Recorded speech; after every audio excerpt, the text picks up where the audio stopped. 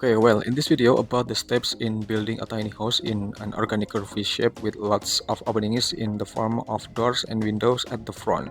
Starting from preparing the frame to example of interior design that are relevant to the exterior design of this tiny house.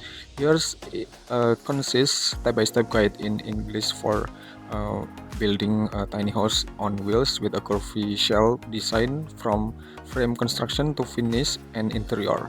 And the first step you have to preparing about the planning and design, and you have to create detailed blueprints including the curved wall shelf structure, ensure compliance with trailer weight limits with and road regulation, and then prepare the trailer preparation.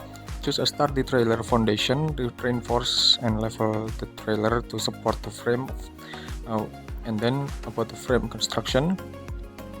First of all, we have to build a lightweight steel or wooden frame. Shape the curved ribs for the shell using pen wood or metal tapping. Secure the frame to the trailer base. And then about the shell installation, attach flexible weather-resistant panel like plywood or composite materials to form the curved surface. Ensure proper waterproofing and sealing.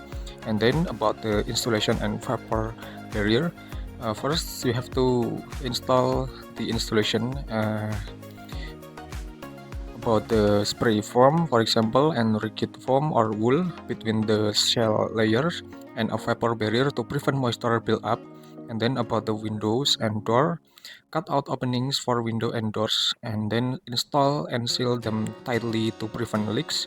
And then about the exterior finishing, you have to apply waterproof cladding, for example, about the metal sheet, wood siding, or composite panels. And then about the paint or treat the surface for durability. And then for the interior framing, build the internal walls and partition according to the floor plan. Install necessary wiring and plumbing. And then for the interior finishing, cover walls with plywood, and then shiplap or drywall.